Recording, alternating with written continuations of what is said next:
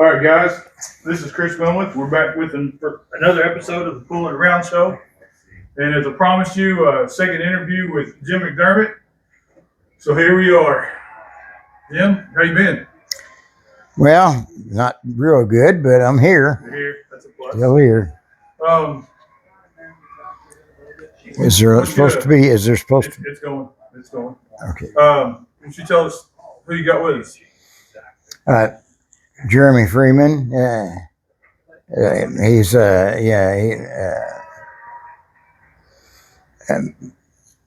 There's no ex. He's been around Tulsa Pool for a long time. He has been around pool for a long time, but before that, he was in the Marine Corps. And as you can see, my liver's not producing right, and I don't. I can't. Sometimes I can't put two words together. But so he's here to. That's why I wanted Jeremy here. He's here to help us out. Yes. He's here to help you remember. So he's also got a really high IQ. So last time I was here, I think we ended off. We were talking about how you were on the before you opened Billiard Palace. You was on the road for 11 years. Mm-hmm. What are some stories you got from that? Oh, I traveled with a lot of people. I was with Randy Burris is still alive. He's living in I think Atlantic City. Yeah, and he let's see. I traveled with.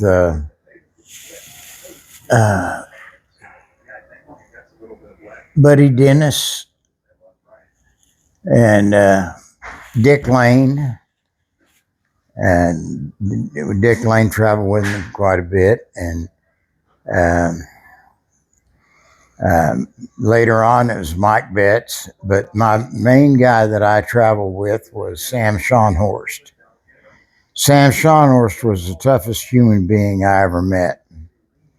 And I met a lot of tough guys, but people did not give him the credit due to. He had a real good mind on him too.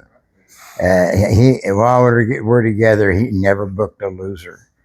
If it came to doing something tough, like playing Bobby Legs when he was supposed to be the best, or playing Erman Bullard when he was supposed to be the best, he would let me play. He would want me to do the playing, and he and I, we spent off and on 11 years on the road, and besides those two, there's been several more. Clifford Bell and I went and did some things together. I've done some things together with David Matlock. And David Matlock just now got inducted into the Ultimate Pool Hall of Fame. Yeah. David, even at his age, he's a lot younger than me, but he's still, one of the guys that's been around for a long time. I remember at my place, he played several $10,000 sets and won, I think, every one of them. He beat Larry Mayo out of 10,000, giving him the 6. And I ran with Danny Dysart a lot too. Danny and Sam and I ran a lot together, and we traveled all over the country. One trip we made was we went back east, and we couldn't. I'm playing the best player around, and all he'll bet was $15. And we're back. I forget where, Baltimore, or somewhere like that, or around that area. And there's 25 railbirds that all played pool there, but wouldn't bet nothing.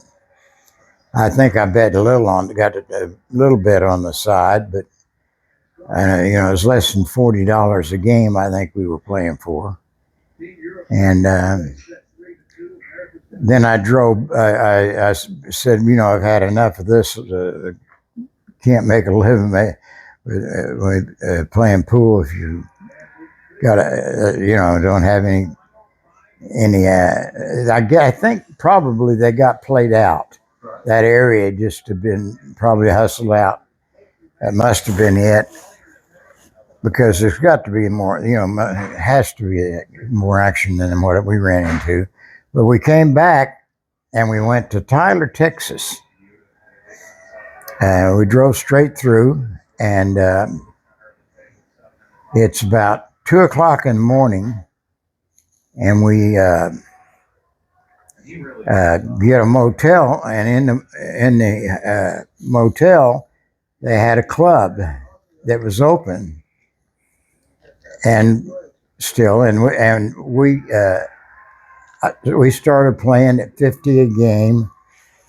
As soon as I walked in the place, I got a $50 game. So Texas and Oklahoma and Missouri and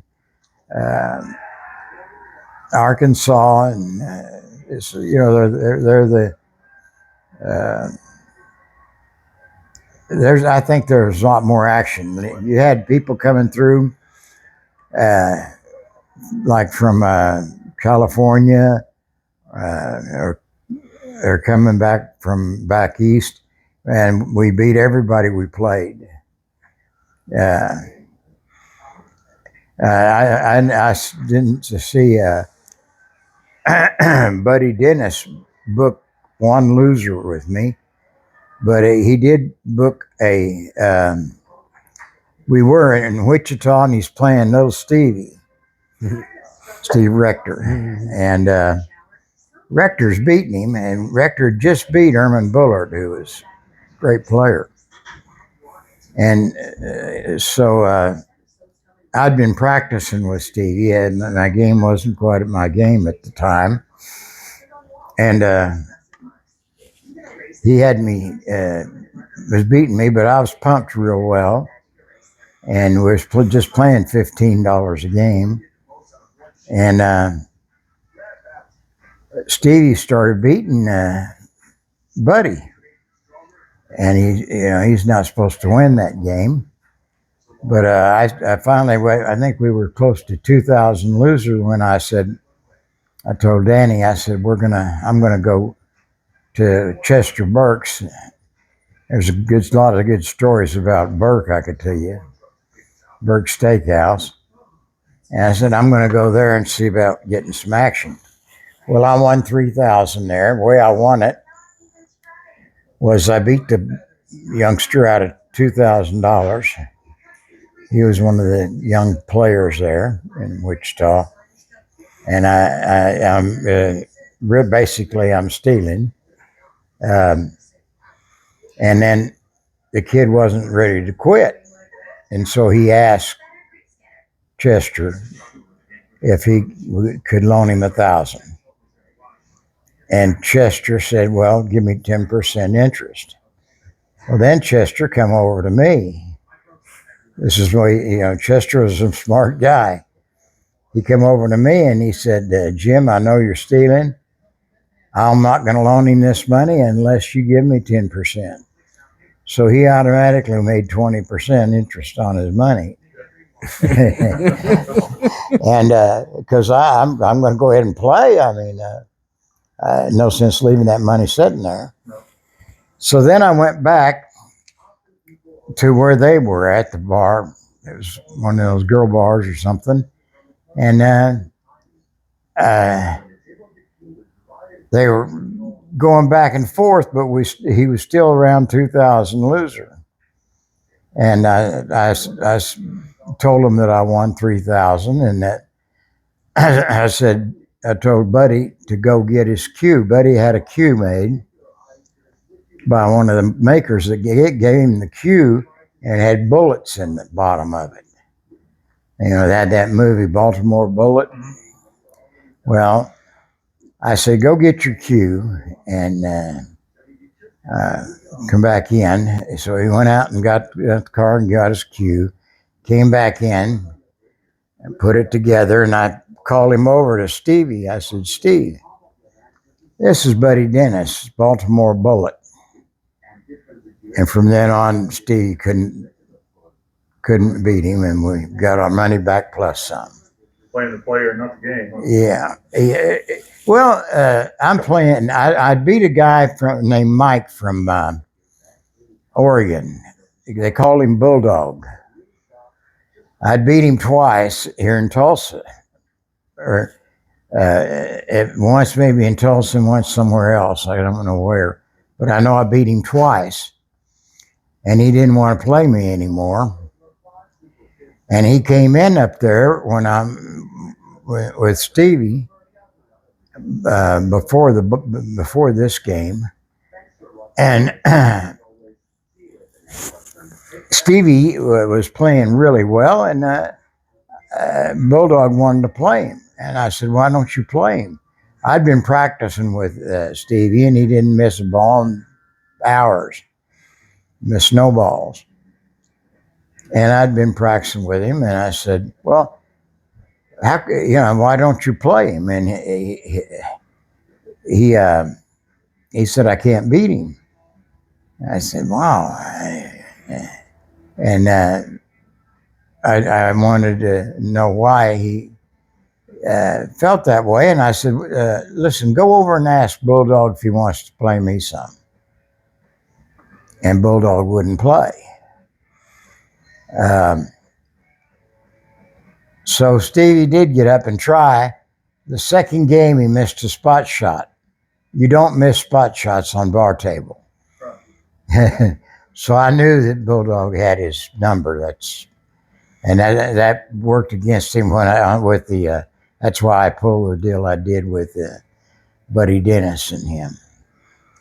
But I made a lot of money. We went down to Houston. I was down there, went down there 3 times, twice with Sam Schonhorst.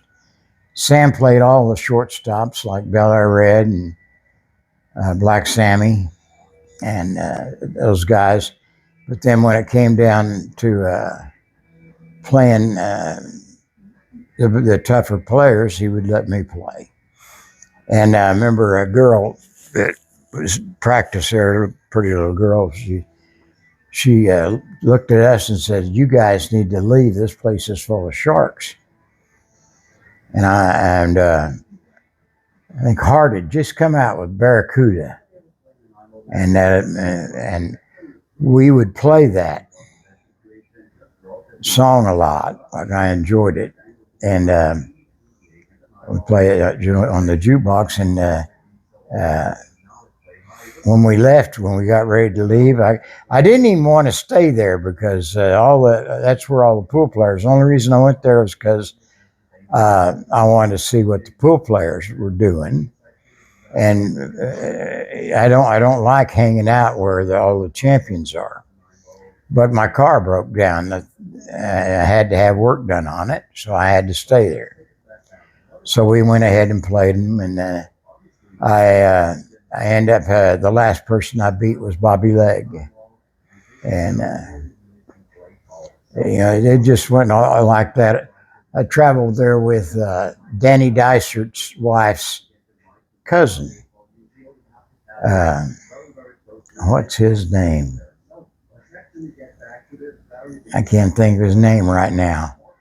But Carl Robertson. Carl Robinson. That's it. That's why I brought him here. And we went down there, and I'd stop in Austin. We'd stop all the way down there, and we'd do the hustle thing, and then Carl would be ready to leave.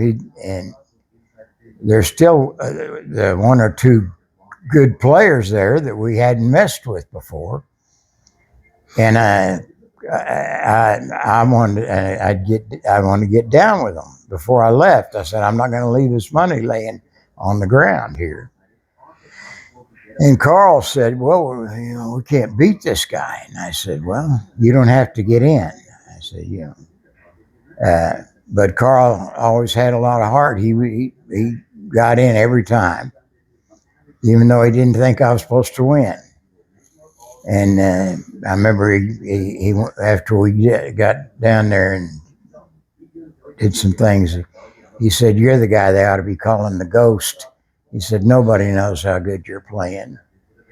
Like that picture with me being bald over there, that's a Clods on Hampton in Milwaukee. And back in we only had one billiard magazine. Actually, it was kind of semi-newspaper, the Billiard News it was called. And they kept writing about these guys in Milwaukee that played, Chuck Ola and, who else? Anyway, there's 3 or 4 of them there. So I thought, well, I'm going to go up there. And when I got up there, I wanted some money, and I told the owner that I'm going to buy that. I saw a couple of, he had a deal of cues, a rack full of them, and one of them was a Josh West, and I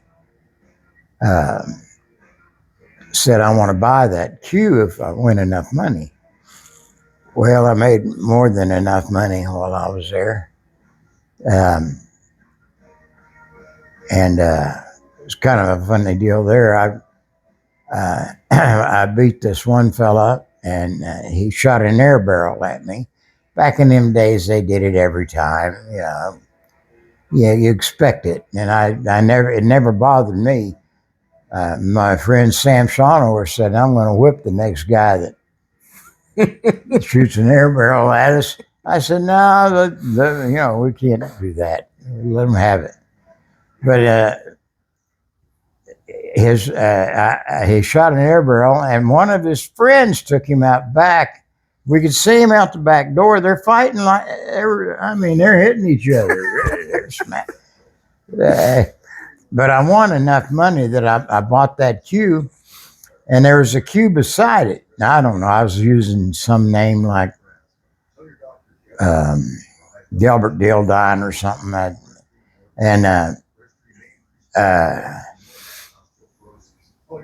There's this cue next to it, had a clover, 4-leaf clover on it.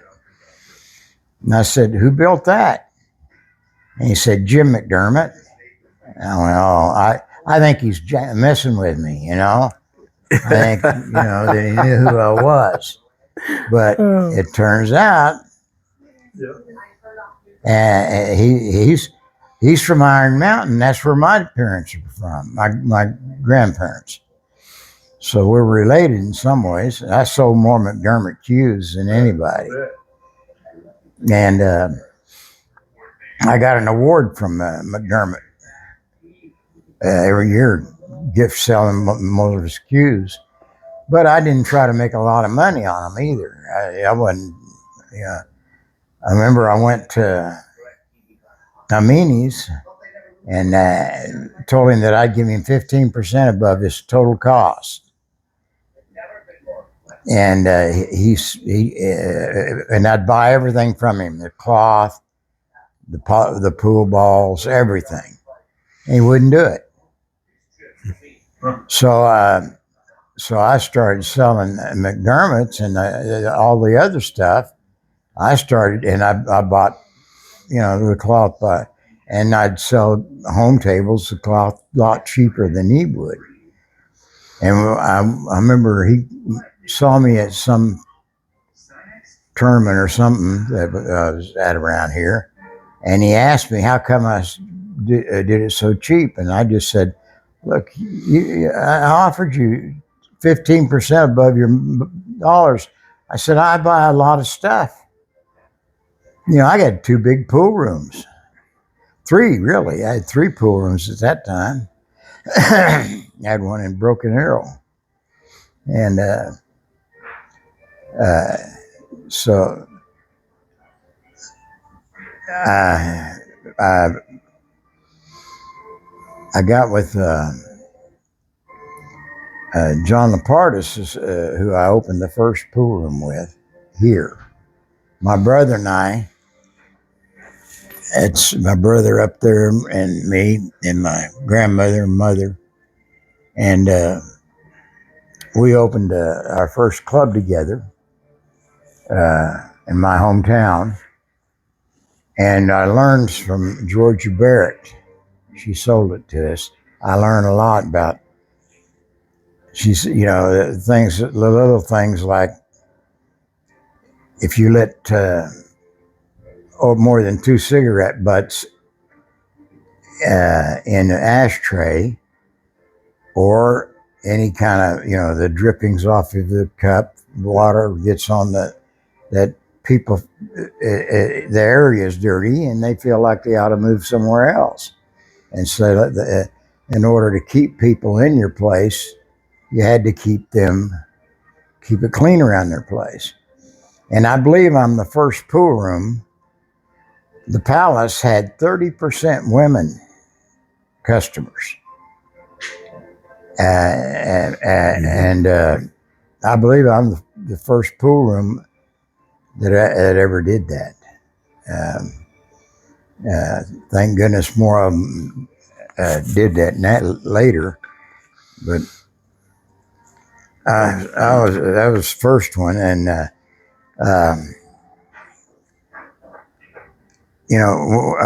when we opened that place up, we had a lot of. I got like 5 people that I can say, I ran the place, but I wasn't the reason that we did as well as we did. It was Mike Betts, my wife, Laura, she's a real people person, and Mike Betts, who beat people out of money and they liked it. They would come back for more every time. He had a regular deal like Humphreys. Humphrey I just passed away here a little while back. Larry did? Yeah. Yeah. Oh, I didn't know that. Few months. December 13th, they're doing his 11th annual memorial tournament there in Duncan. So. Oh, has it been that long? Yeah. My God, okay. Yeah, I see his son, LL, Little Larry. The story about that is they got a guy there named Gary C. that played real good. He had the best bar table break of anybody. He broke the balls better than any living human on a bar table. Buddy Hall even said if I had his break, it'd be unbeatable. And he was unbeatable anyway. I visited with him a few times before he passed away. But, Larry? Yeah, no, with Gary. He was living in Duncan. Yeah. First time I met him, he lived in Atoka. And then I met him in the poker room where my wife worked at. He was in there playing poker. I met him in there. So, man, I've heard so many stories about you, about them flying you in places to go play people. So, yeah, I've heard that. But there's another guy there in Duncan named Kent Biffle. Said Gary never was able to beat him. So it said. Well, you had to keep Gary set down, because if you let him get up there enough, that brake starts working for him. He's real hard to beat at that point. But if you keep him set in his seats, the only way to really beat Gary. But back in them days, if I didn't hit him with a 5 in the first 45 minutes, I felt like I was dogging it. You had to hit him with a 5. So, and the Humphreys, not Humphreys, Humphreys, he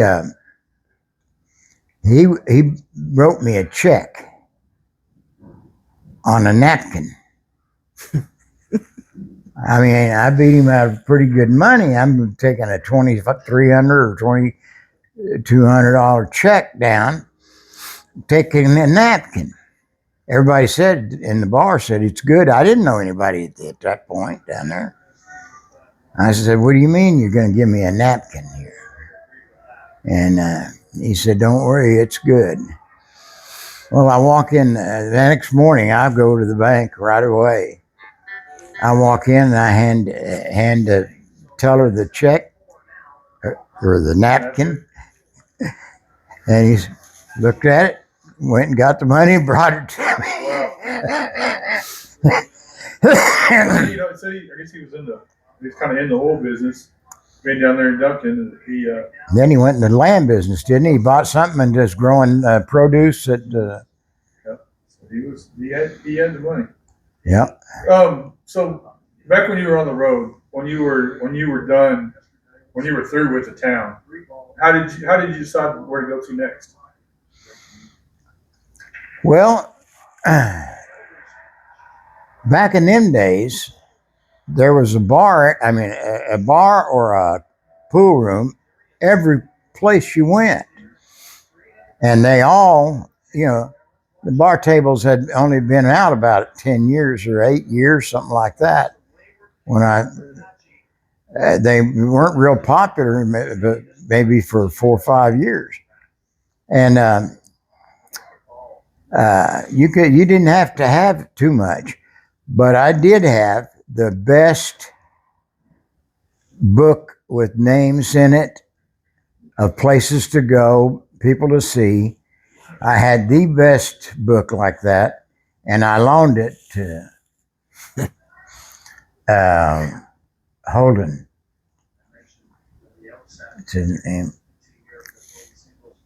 I ran a little bit with him. The one where his wife threw it away?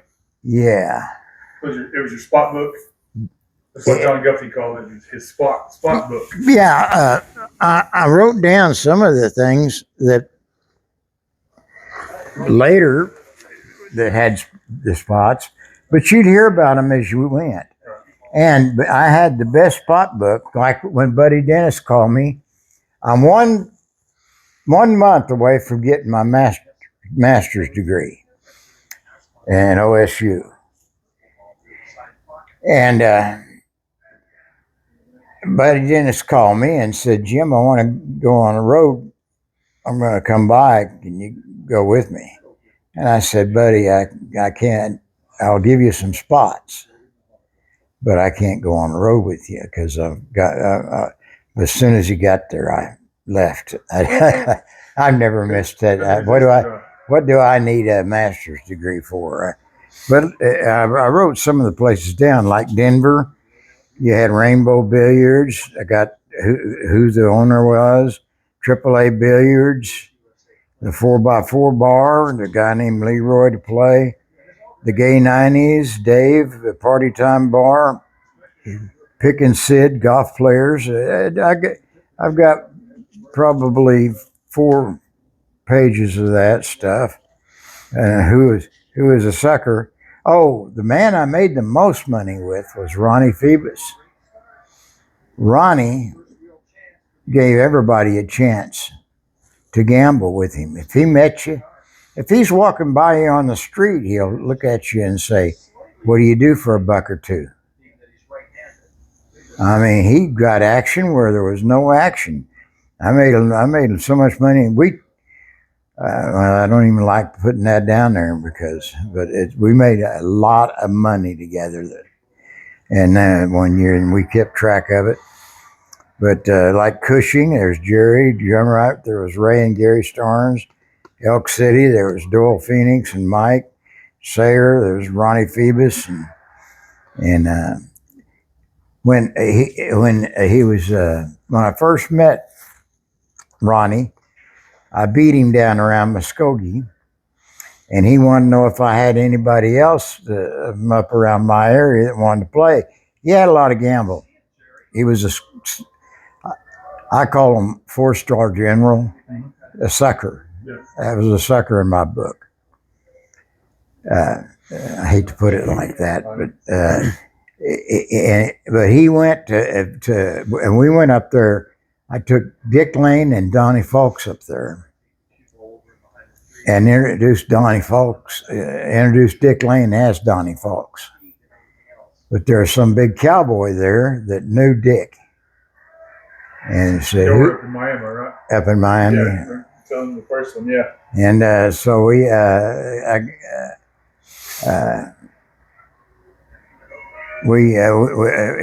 we beat him with Dick first, and then Donnie. He said, "Well, where's this Donnie Fawkes at?" And I said, "He's sitting over there." So Donnie beat him, but he went out to Vegas and dealt for about a year and a half. And on his way back, he stopped in Sayre, Oklahoma, which is just across the line. And in 3 months, he made $250,000 gambling at Sayre. Wow. You got all them oil field people and all of them big farmers and ranchers, a lot of money around that area. But I've got all kinds of stuff. They're no good anymore, but the Paper Tiger, Bobby Hamilton, Butch at Fort Bar. And there's Dave Purvis. And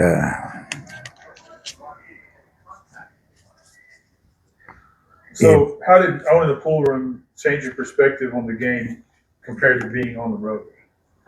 oh, it didn't. I loved the road. I loved playing pool. Still do. I just can't do it anymore because of my health. But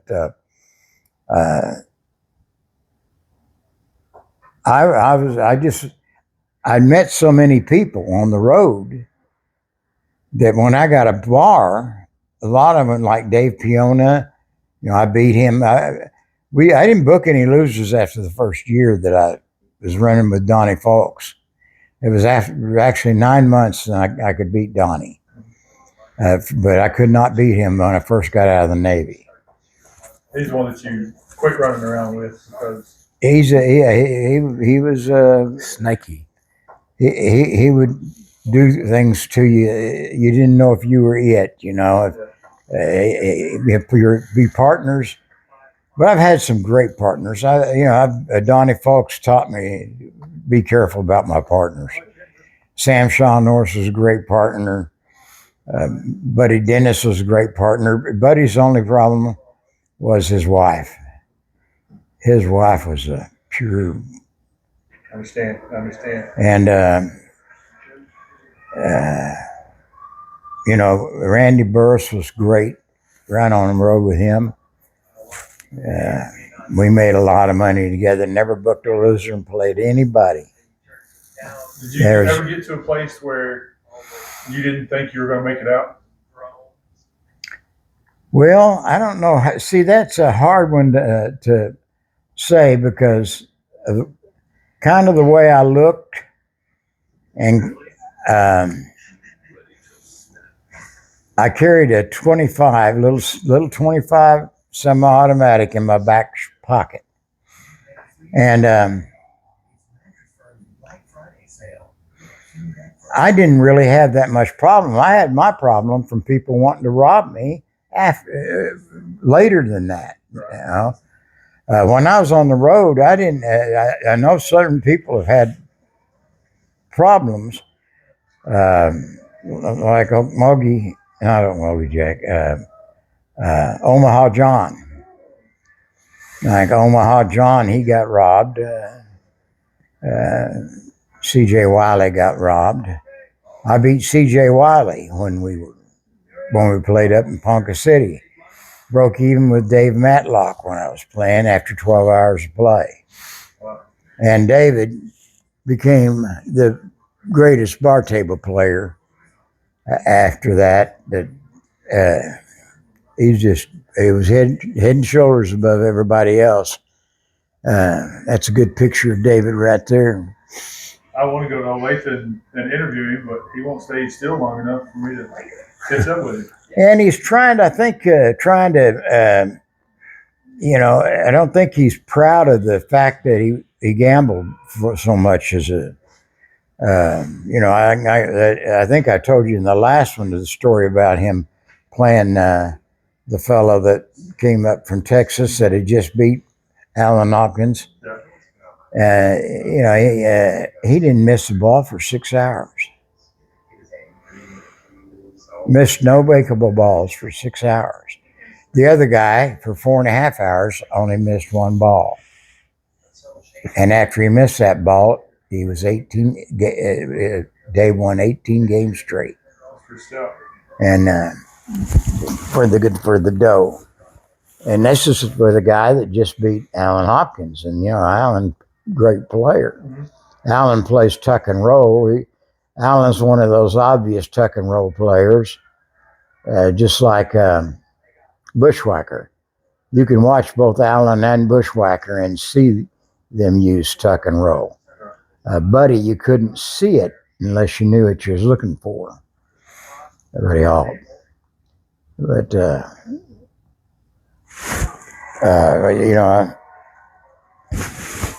I just wanted to play, and nothing didn't bother me. I got to the point that I was gambling so much. I'm gambling 4 days a week. That I felt like that every day was just another gambling day, and just bet whatever and play. So, how long had you been off the road when the sale was born? Oh, 6 years. I ran that bar in Pawhuska for about 4 years, a little over 4 years. And like I say, I learned a lot from the gal that owned the bar. And then when I got ready to open the bigger pool room, the Tulsa Beer Palace out here, I went to Greg Stevens up in Wichita. Now, that's a funny thing. When I'm on the road, Greg saw me first. We were friends. Greg and I were friends. And I walk in his pool room that he's got there, and he treated me kind of cold. And I kind of wondered what the deal was. And so I went, I lay in bed trying to think about what the deal was. But did I do something? And I finally figured out he just don't want nobody getting hustled in this place. He did not want hustling. So the next day, I went down and saw him and said, Greg, I won't play nobody in your place. I'll practice here, but I will not play, period. And now he's taking me out to lunch, and now we're friends again. Greg ran a good pool room, and he would. It was. I loved watching somebody that went to work for him do their job, because if they did, he paid more than Boeing was paying. He was paying $9 an hour to work for him, back when Boeing was paying $3.95. Wow. This was a long time ago, and I would watch these guys and gals that he had working.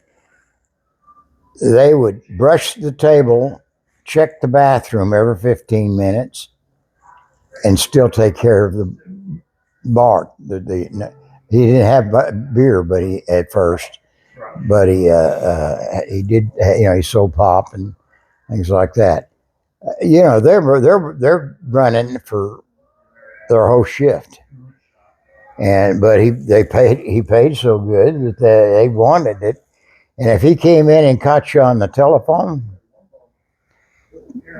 twice, he fired you. And There wasn't cell phones back then. Amen. He was. He taught me brush tables, make sure the bathrooms are clean, Of course, I already knew those things. I traveled a lot myself, and I learned from everybody. But it was a learning process for me to get to know how to run. I looked at running the pool room the same way I looked at the pool game when I was playing. I I put my heart and soul in it. You know, I was studying the three cushion, the diamond system anyway. Before anybody, I don't play three cushion. Never did like the game, but I I did study it, studied because to avoid scratching, and I learned that before most bar table players did. And So what's one of the most memorable nights or days from the Billiard Palace? What's one moment that just you'll never forget? oh man, there's a lot of those, but I'll tell you, I spent so much time, as Jeremy will tell you. I spent so much time running the place, making sure that people were doing what they were supposed to do, and making sure that nobody was doing any, no bad things. That was I felt like that was my job, so I wasn't paying as much attention. But watching people like Donnie Folks and watching people play that gambled a lot.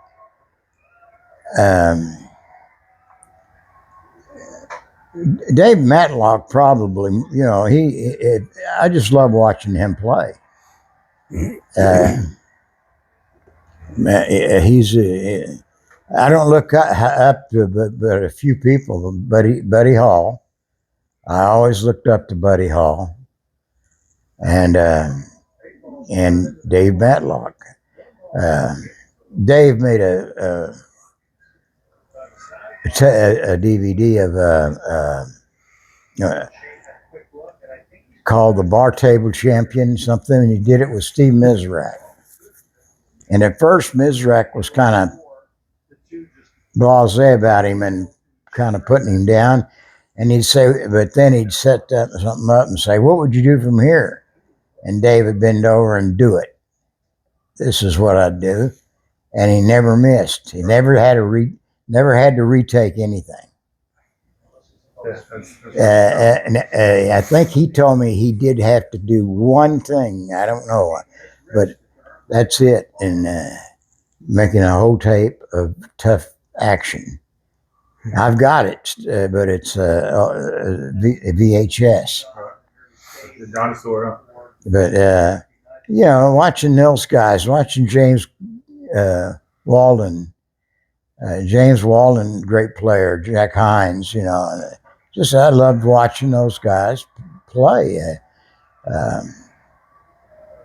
But I felt like I was here to do something different. I'm here to run a pool room, run it right, and So do you think?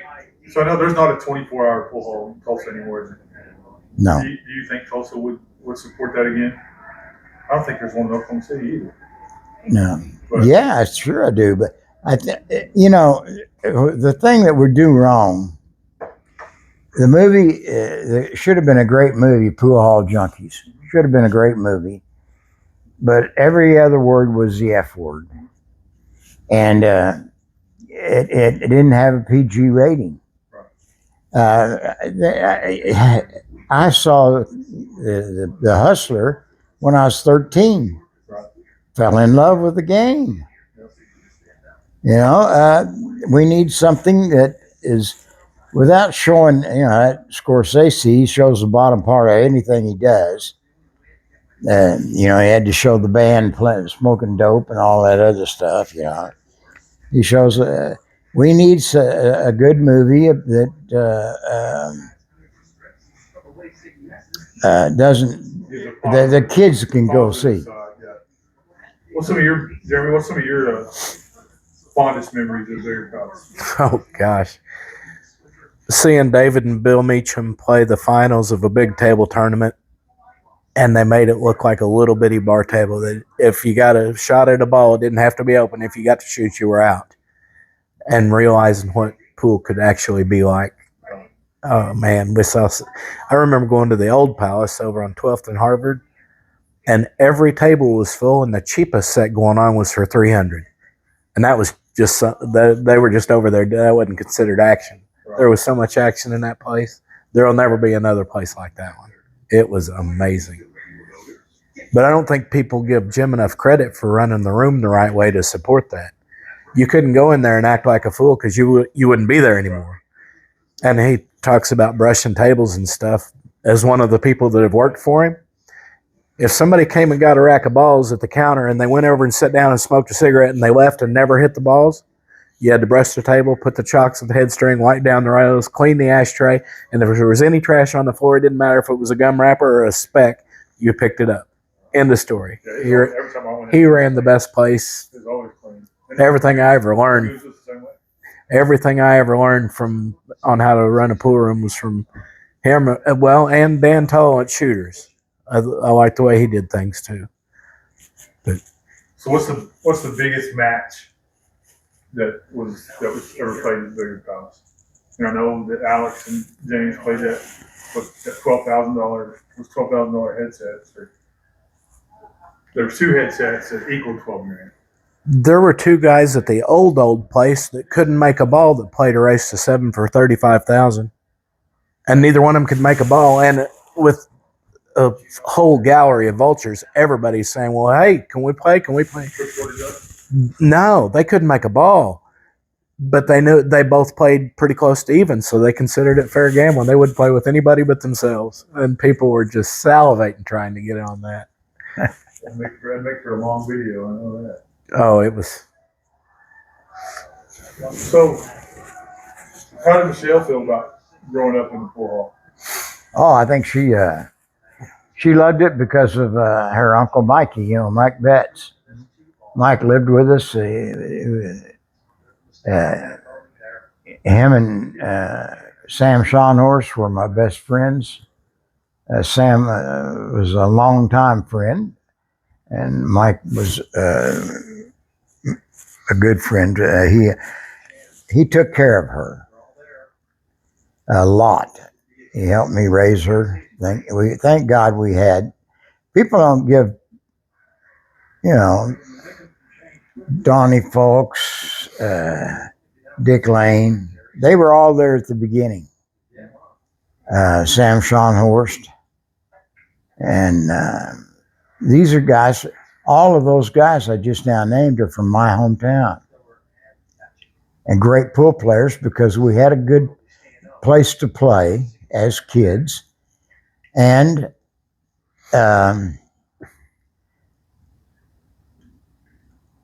Dick Lane had a lot of knowledge, and we had a guy there that was used to run with Willie Moscone. This was a sit-down player. He played dominoes. Matter of fact, way back when, he had $1,000 put up to anybody that came into town that wanted to play him head-up dominoes, split the deck. And he had one of those minds, like Jeremy's. He could rifle through his deck of cards and tell you kind of what they are, His name was Leroy Frew. He taught me and Donnie how to play pool. He taught us inside English. In other words, he taught us tuck and roll. Yeah, you talking about the shot that you kept practicing on the snooker table, trying to cut in the 2-ball, and I guess to kill it in order to cut the shape on the. In order, yeah. He told me step by step what to do, and I'd missed that same shot. Oh, I don't know, for 20 minutes practicing that shot, and I couldn't make myself adjust. It just looked. I'm aiming at the right spot. I know I am, but he said, "Jim, do this." He got sick of watching me I think was just, you know, so he felt sorry for me or something. He came over and he said, Jim, do this, this, and this. I did it step by step the way he told me, and the ball went in the hole. I got to aim right at where I got to shoot right where I was aiming. The ball bit the end rail and come right straight back. And I'm cutting at almost a 45-degree angle. Pretty strong. It set us apart. So you having to overcut the ball, but let the English. No, you don't. You aim right at where you want to hit the ball. You don't have to allow for deflection. Outside English, you don't have to even worry about it. But inside English is where you got to worry about your deflection. And I can't even do it now. I'm not doing something right. I know you got to have you got to have the cue ball. You got to strike the cue ball a little below center, because you want to be lifting it up off of the ground, off of the cloth. You don't want to be pushing it down into the cloth.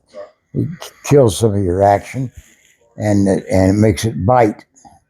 And so you don't want it to bite. And you gotta have timing. Has got to be just right when you're going through the ball. Like I say, if you really want to see somebody and really understand it, watch Alan Hopkins. There's not very much. Bushwhacker didn't make any videos that I know of, so but you could watch him and see how he did it. There's really nothing with Eddie Taylor either. There's interviews with him, but there's really no videos of him playing. I had a video of him playing, and it broke, and I threw it away. I'm so sick over that. Eddie Taylor's the greatest player that ever lived, bar none. There was not. I mean, he's playing Ronnie Allen at one of the big tournaments. It wasn't Jansko, it was either some other deal. I think it was in Vegas. And Ronnie put a 4 on him. He's 4 ahead. And Eddie has got a shot where cue ball's in the middle of the table, and the object ball's below the second diamond, just barely. Anybody in the world that gets to that shot is going to shoot it in the corner. He banked the ball in and ran out, cross-banked it and run out. He ended up winning at 11-4. Pretty strong. Yeah, well, when I had him in the back room, Mike Betts, we were drinking a little bit and we were talking, and I had the video going, and we're talking, and he's shooting, and Mike says the ball's on the end rail, and that shot that you see Efren, supposedly one of the guys that started, the 2 rail in the corner. Yeah. He shot that shot in first. Mike says, shoot that 2 rail in. And he did. He shot it in. And then Mike said, shoot the 4 rail. And it goes automatically. It took him 2 tries to freeze the ball on the same side, strike the ball, hit the end rail, hit the other side rail, which kills the ball because you're skipping a rail. It kills the ball, and it hits here and goes in the side pocket. Because he'll tell you, which pocket do you want me to try to make this in? The toughest one. Yeah, he automatically makes it. Yeah, it did take him 2 shots, but I'll give you 4 or 5. So looking back, what was the best part of that life, and what was the hardest? The hardest? What was the best part of it, and then what was the hardest part of it?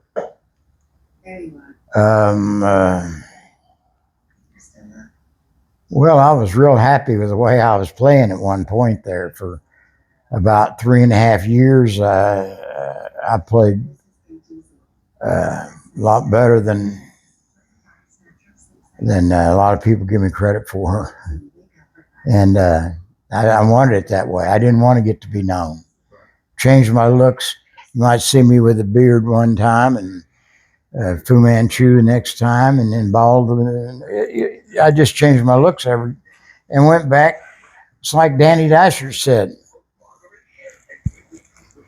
I'm playing Danny, and he said, "I remember that stroke," and he said, "I played you once before." Well, it's been 3 times. Give me, go get that. All right, so talking about Cliff Joyner. Cliff Joyner came to town. He had his backer with him, and him and Mike were getting ready to play, and the backer came up and asked if there's any way that they could get any side action playing Mike Betts and Cliff Joyner. And I said, well, they just have to ask around. And he come back and he said, damn, I got all I wanted. He said a lot of people, who is this guy? And Mike ended up beating Cliff Joyner when Cliff was beating everybody at one pocket. Cliff Joyner messaged me on Facebook last Saturday and said he wanted to do an interview with me. And I said, man, great, I appreciate that. He said, what's in it for me? Who? Cliff Joyner. He said, I said, well, it's basically just to keep your legacy alive. He said, I appreciate that. He said, before we do an interview, could you send me a little bit of money? I said, no, I am not in the position to do that. And he hung up. So, yeah, I would love to interview him, but man, I'm just a poor white guy. So. Cliff's had some health I issues. can say something about Cliff Joyner, but I don't want the camera going. I understand. So, what else would y'all like to add? And I know y'all got notes. Well, I've got so many notes that I mean, we were all the people that we had. You know, Randy Estes. Did you get to see? I met him. I watched him and Joe Salazar play at Huxler's in Norman. And I watched them play for hours, playing bar table nine-ball. But I watched them play I know I sat there 4 hours and watched until my dad said, hey, let's go. So. Randy Estes wasn't what you would call a pure champion. It took one to beat him, but I don't think I ever met or heard of anybody that could beat him playing one-handed. I remember Ronnie Dyer, and Ronnie was another one that was a good player. He wasn't a champion, but he was a good player, and he liked to play one-handed and thought he was really good at it until he met Randy. Randy just demolished him. Oh, it was bad. God, Randy played so good. So Chip plays good one-handed. Well, I can tell you how good he plays. I used to gamble quite a bit with Andy Friedhofen, and I went in with him playing Chip half a dozen times, and they always played even, and they always broke even. And he came to me one time, and he said, hey, let's go to Oklahoma City. Chip's going to give me 9-7. And I said, he's going to what? He said, he's going to give me 9-7 and try it one-handed. I thought, well, there's no way he can do that. That was when Andy lost to him. So Chip's game with two hands isn't better than 9-7 with one hand. Wow. If you know pool, that's a huge, huge thing. He two rails balls better one-handed jacked up than I do with two hands and using a bridge. It's just astounding. I don't know what the bet was or what, but I know he played with Jeff Franklin from Sherman, and Jeff don't want that either. He's done that with a lot of people, though. Chip's a monster. Yeah, yeah. Well, one of the guys from our from the old palace that was in action more than anybody. He wasn't always betting that high, but he was in action for several $100 almost every night. And there's been more. I've got the papers. I got in a book that we had a fellow named Bob Colvin that was coming in. One Arm Bob. One Arm Bob. He domino player, but he also loved the pool part of it. Mm. And he did a thing with Mark where they were in the newspaper almost every week. I had more newspaper things. Mark Coates. Mark Coates, a good player, and I sent him down to get lessons from the fella in Dallas. Randy Gottlicker. Yeah. And he got lessons down there and come back, and he stayed practiced and stayed in action, and his game really went up. He made a pretty good living playing pool. I heard Randy's pretty good instructor. He does good. The best there ever was, to me, the one that started it all, Jerry Braces. Jerry's he began the thing and teaching where he's just got away. I taught in college. I had 27 women that I was teaching in college. Guys wouldn't do it. They'd all stand back and watch. But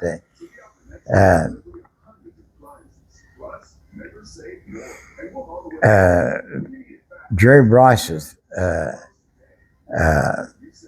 I think where he got his first, the way he started, is he watched Buddy Hall shoot.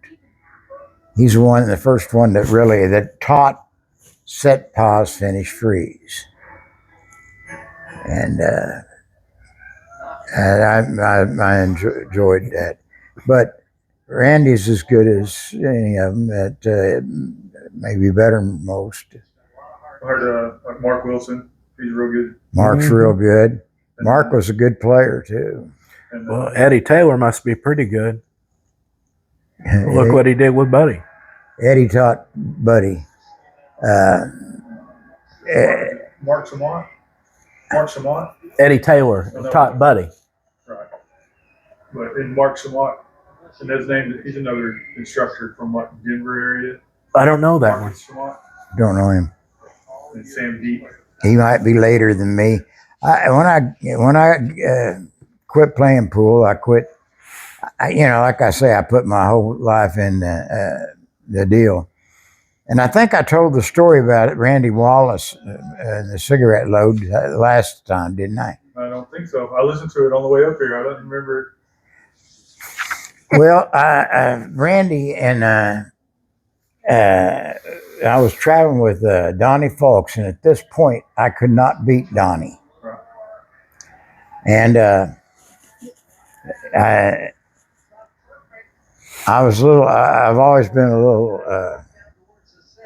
ornery, I guess you could say. And we went by Randy's room. And while I'm there, I'd been in Wichita and bought some of them cigarette loads, a little tin of cigarette loads. And there was, a bunch of packs of cigarettes laying around. And I just took one of them out of every one of them and put cigarette load in it. Well, Randy went on down because he was playing in the tournament. And Randy, at that time, was playing bar table better than anybody with the little ball. Right. Now, I beat Dennis Walker with the big ball, and Dennis Walker beat Randy with the big ball. But with the little ball, nobody was beating Randy. and I've heard it the other way around, but it ain't right. That's Randy was a little ball player. It's just like Mike Betts, more of a little ball player. Mike won a tournament, to give you an example, never running a ball down the rail. He'd bank a ball in because he didn't know how to. I remember hearing about that when they played in a tournament with a big cue ball, and he ended up with ball in hand on a 7, 8, 9, but they were all froze. So he banked all 3 of them in. Yeah. Because he didn't know how to run a ball down the rail with a big cue ball. So he just banked them all in. So he made banks like we could make a spot shot. It was just over and over and over. And anyway, we walk in to the pool room after Randy's there, and Randy's there. There's a couple of bar tables here, and the rest were big tables. Grady Matthews was putting on one of those. Every player in the world was there. Siegel, Hall, everyone.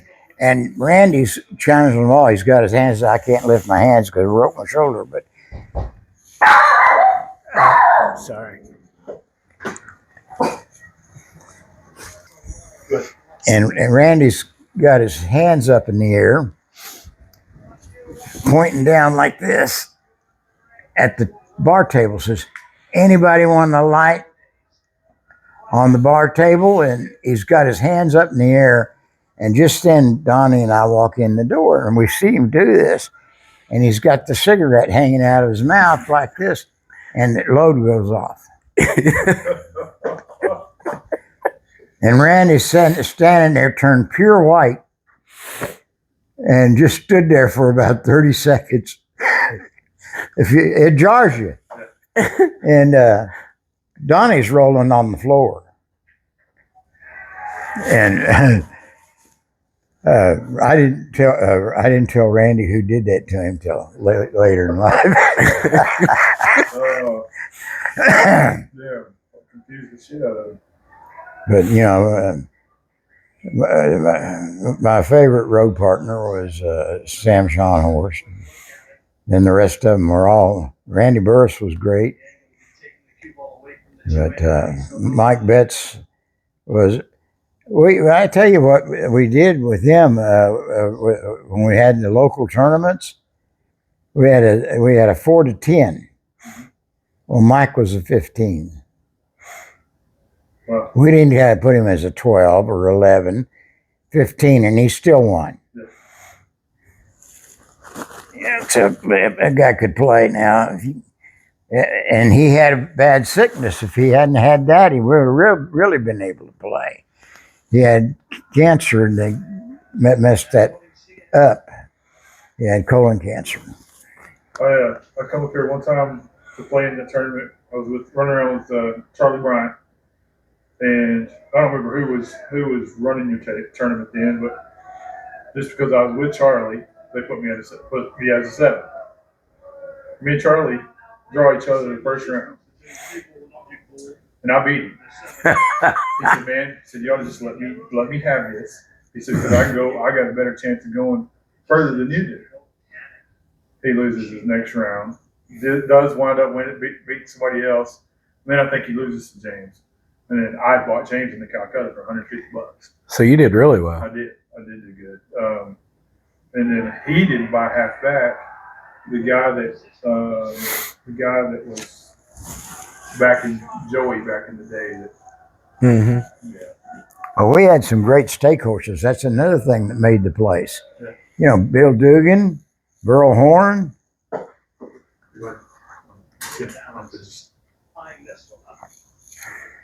Yeah, we had Bill Dugan, Burl Horn, Brownie, friend of Danny and Evelyn, and Larry Mayo come down. He was backing people, Larry Mayo, and he, even though he lost that 10,000 to. He was part of the Kansas Mall, wasn't Yeah, they blew him up in his car. Yeah, he had to wear special shoes and works. And I'd known him a long time. I'd been to his bar in Kansas, made a lot of money in that bar. He set me up really good. I beat him, and then he got me a lot of games. And I liked Larry really well. Was Larry Humphreys more of a stake horse or more of a player? Because I remember Larry Humphreys. I know he played good, but I know that he also staked Tony Watson a few times. So was he just both? What anything to do with I gambling? knew more of him playing than anything. He liked to bet big. Liked to action. gamble big. He wasn't James' speed. I don't even think he was Jeff's speed, was he? But I tell you what, he come in the Palace one time. No, Magoo's one time, and Mike Betts had a fishing pole there. Somebody brought it to him or something. And when Mike looked up and saw him walking across the top there, coming down, he threw that line up there and said, "Got me one." and every time the guy come in, he'd lose something to Mike, and he'd love it. He'd learn something every time he played Mike, and it didn't matter what he gave up. Mike's going to win. I remember Mike McCarty. One day got a lot of weight from him.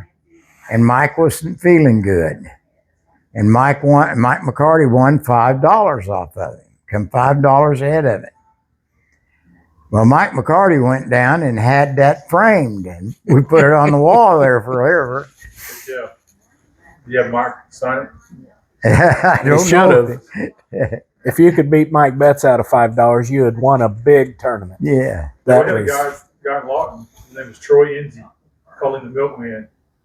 He was the best player in the country for no money. But for a little bit of money, he wouldn't gamble. Robert LeBlanc talks about him in his book. You talking about Lawton? Yeah. Troy Enzi. Back in my day, there was a guy called Stomach and one called Loudmouth. Loud was the gambler. Loud wasn't that good. He played Tonk, or he tried to play Banks. He always wanted to play somebody Banks.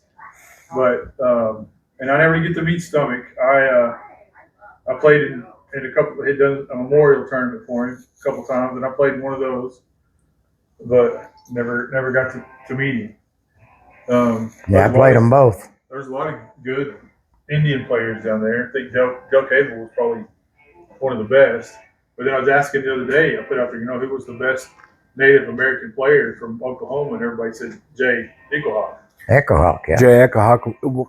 If you got to a 10 back then, if you were a Tulsa 10, you could really play. And Jay was one of the. But Tulsa had more 10s than probably any city anywhere. Right? Yeah, we had more action from local people than. I mean, with players coming from different states to play in his 1,000 guaranteed big table tournament. Our local dentist, Larry Barnes, won it 3 times with a house cue. if you got to be worried about a guy playing with a house cue when there's champions everywhere, you better watch yourself. You're around some really Larry good could play. players. Larry played well. People come here to gamble and they wind up having to stay here and find a job. Oh yeah. Other than Buddy Dennis, people that got out of Tulsa with the money, the list is way shorter on the ones that did than the ones that didn't. I did the last one, didn't I say something about the Grady Matthews thing? No? No. Not that I recall. Well, Grady wanted to come in town, and he was going to do an exhibition for me for $700. Great. Oh, do you do? I Go did. ahead. No, go ahead and continue. Okay. So he figured I've got the $1,000 tournament. I've got the he's gonna make the 700. He's gonna win the tournament, and maybe get some action and end up winning pretty good while he comes down here. Well, I paid him the 700. He got knocked out of the tournament in first 2 deals, and if he matched up, he got beat. And Grady could play. He's not a shortstop. He could play, and He did a lot of his own tournaments. I went to several of his tournaments. So I was always told that the game of one pocket was invented here in Oklahoma. You know who might have invented that game? That was a little before my time, but I'd like to think it was. Oh man, yeah, there. Fats took it somewhere else, but he learned from a guy here. Damn it, I can't remember who that is right now. But I'm known his John name. Guffey played one pocket pretty well. Yeah. I don't know. I guess Norman Hitchcock played pretty good too, didn't he? Or is he It depended. Norman's liable to either be running out or, you know, I beat Norman. But I think that was after he wasn't playing that good. I don't know. Timing. I was just every time I went to Oklahoma City, there's a couple of players there that always played me. Driller?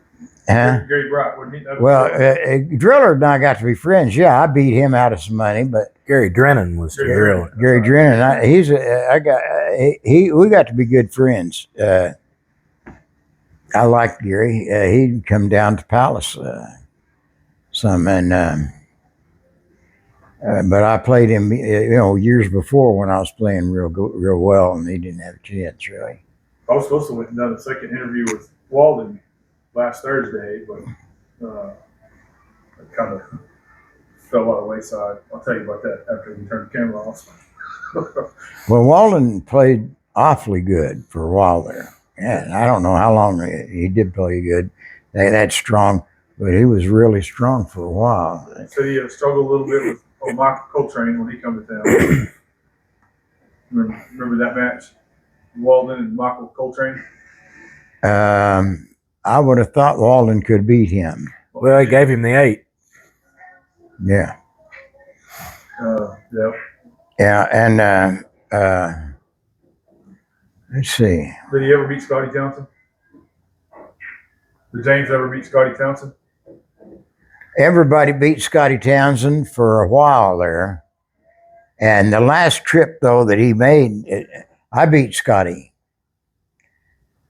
But the last trip he made, he beat a lot of people. Scotty made good money that last trip. Is that the way you remember it? I remember. Yeah, oh yeah. It seemed like he did a reverse. The first time I saw him, he couldn't book a winner, and the second time he couldn't book a loser. Yeah. But he could do something I've never even heard of or seen prior or since. Back then it was all valleys, Right. and they had a track that ran from side pocket to side pocket. He could shoot a ball into the side pocket, and I don't know if it was just so hard or so much, but it make it shoot up on the other side. And everybody that's played pool has seen it. It just happens as a fluke. He could do it, and Betty could do it.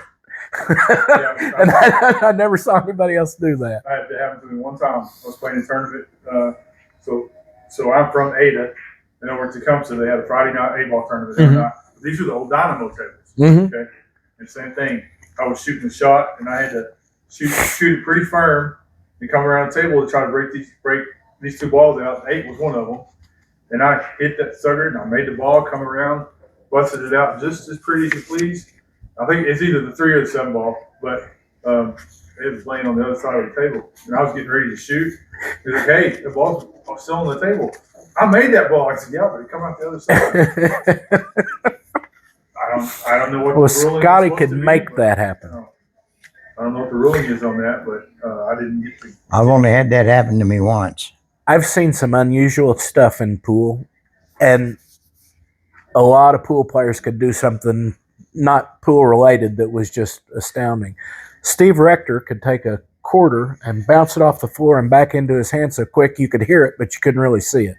And he could only do it on a concrete floor. But was it Shooters or Rumors, one of the two in Wichita, he'd go bam, bam, and bounce it off the floor and back into his hand so quick you could hear it, but you couldn't see it. It was amazing. So the the bar at Winniewood. Mhm. You know, you walk in from the bar side over to that other side of the shuffleboard Mhm. you're at. I can take a cue stick, the walkway, the door. Mhm. I can take a pool stick there and hang it. Make it stick to the. Stick on it. Yeah, that's the only place I've ever been able to do it. I've tried it other places. That's the only places I can get it to do. And everybody just thought that was just is cool, and I'd leave it up there, and the bartender wouldn't be paying no attention and walk right into it. So you had a pool hall in Fort Smith for a while, didn't you? How long was that? How long Well, let's see. I was the manager, I guess you'd call it, for the guy that owned it, Bob Poole, for a couple of 3 years. So probably 95 or 6, I worked for him, and then I bought it in 96 or 7 and then sold it in 01. And I kind of got out of pool when I sold it. I didn't hit a ball till, I don't know, I started working at the casino with Tony Armstrong and all the people from the pool hall, and kind of got back into it a little bit. And then I got married and had to get away from the family, so I got back into pool. But that's been 25 years since I had the pool hall. So you worked at Cherokee? Mhm. A lot of them, David Weaver, you know, he didn't really quit playing, but he didn't play near as much, but he went to work it. Oh, gosh. Sean Baldwin, Bob Baldwin, John Novak, Daniel Neldner, Biggie, Eggy, Gompers, me, Tony Armstrong. Well, when that was the first poker room that was open in Oklahoma. So they sent people in to manage the room that didn't really know anything about poker. So they went to a pool hall and said, "Who knows poker here?" And everybody said, "Well, Tony does." And I wasn't around at the time. And they said, "Do you really, really know poker?" And he said, "Yeah, I've played in the World Series, and yeah, I know poker." So they hired him as a shift manager, and in effect, he was pretty much running everything. They said, "We got to get people that know poker. Who are they?" And he said, "Everybody around."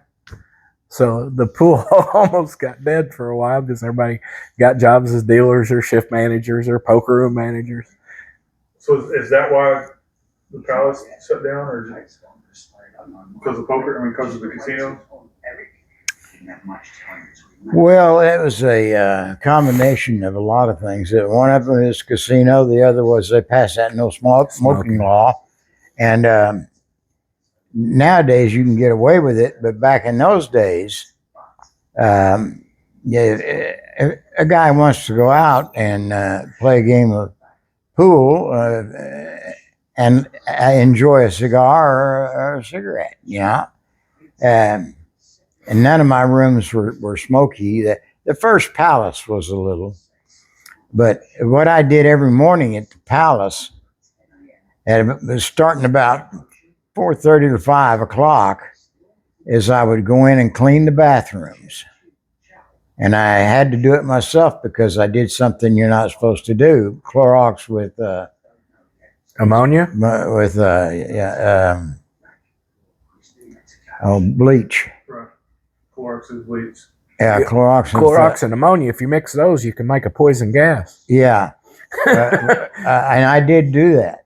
And Ammonium chloride. I put something over my face, and I went in and I cleaned the bathrooms. And then I would take like a can of Lysol and go to the front door and spray around the front door, and then walk around the room with carpet on the walls. Right. To deaden the noise, we did that on purpose, and sprayed Lysol. You couldn't smell any smoke during the daytime. It wasn't until like 10 o'clock at night that you could notice the smoke. So is that just a city thing or county thing on the no smoking in the wall? Yeah, it was, that was state. Because I think as long as If you sold liquor, you could do, but you had to sell a certain amount of liquor, and I wasn't I was selling liquor, but not nearly that much. If you wouldn't have had the grill, you probably could have still had smoking, right? With the food, I mean, No. You can't have a restaurant with cigarettes anymore. burgers everywhere. amazing. Yeah, but several things that killed it. For one thing, Larry Stevenson, we had people coming in from all over. I'm talking Missouri, Arkansas, Kansas, Texas. We was having 130 people show up for just a regular monthly tournament. And it was rated the 8s and under, but the 9s and 10s wanted to be there to match up. So everybody was there. And Larry comes to me with this good idea. I open Magoo's up and let Larry run the palace. And he said, Jim, I've got an idea. It'll work better if I hold it off until to 64 players. And I told him, no, man. Mike Betts and I both told him, you'll kill it. Nobody's going to want to come to it because they don't want to get, they're not going to drive that far and not be able to play. And he tried it anyway. He did it, and he killed some of the action there. That's when Magoo's become the real spot to go. And yeah, I'm surprised that. I mean, I think we talked about this when I saw you last week. I mean, how many, other than Magoo's and of course Deep Pockets, is there any other? Is it those are the only two pool halls in the? Magoo's used to be a pool hall. Now it's a place that has a lot of. They got more pinball tables than they do pool tables now. Pinball machines, whatever you want to call them. I don't think it's a national thing or international even. They can play people from all over the world. And I'm not knocking him. If that's what makes you money, you got to make money to stay in business. I get that part. But he has never. He doesn't take care of the equipment. Or the players. And that's two things that you didn't have to worry about when it was with Jim. So as soon as I leave here, I'm going to visit Tracy about doing that junior. They want to get involved in the junior pool league that I want to put together. That's what pool needs the juniors. So. And this TV thing is great. We're watching the TV channel now. It's great. Yes. So I want to do it just like a weekend sport. So we're like Team Lawton. We'll travel to Tulsa and play, but it's going to take the parents to get involved because the parents, if they don't have somebody willing to take them to go play, it's going to fail. I want to start it out with 10 teams just to see how it works out and get it some momentum, and then after that I'll work on like sponsorship and my which it probably will never happen, but my goal is to get it into school. It's worked at a college level. I don't know why it wouldn't. Well, the way the college thing has worked, it was just more intramural. And then the schools, the team themselves, put teams together to go to different colleges to compete. It was what Raymond Linares and stuff was talking about in that interview. They just put the team together themselves and challenge. That's a good example of how much different pool was when Jim was involved with the Palaces and Magoo's and stuff. Right. If you talk about junior players, you think about the ones that were young back then that could really play. Tyler and David, Little Shane, Chip and Joey. Now find a kid that's a good pool player. Now there is Leia Noble, plays pretty good, and she's 15. How old is that? Sam Henderson. Sam Rano Henderson. Yeah. He may be 18 now. I think he probably is a little bit older, but there used to be a bunch. Savannah Easton, but she's in Vegas. I'm talking about just here. There was 5 or 6 or 8 people that were really promising upcoming players. And they did become players. Sure. And Tyler would have been a player, too. Would have been a monster. But now, how many under 18 players are there? So, not a lot. That's the only pool's going to survive. We got to get the juniors I grew up involved. in a pool room where adults were with kids. and that's good for the kids. It was good for me. You learned different things besides just pool. They talk about a lot of games and sit down games. They talk about that you've learned life things from adults. So I really think a place where kids can come in would make it, but you're not going to get rich like you are selling alcohol. Right. Understand that. Understand. Well, is there anything else I'd like to add before No, I just appreciate getting to be part of anything that advances pool. I'm happy to be a part of, regardless of what. Yeah, and I appreciate you wanting to come back and do that with me. Oh, yeah. But as you can see, I've got 7 pages of notes of things that, so, we might want to do it again one of these days. I'm all for it. All for it. Well, anything I can do to help, I'll be more than happy to do so. Appreciate it. Appreciate it. Thank you.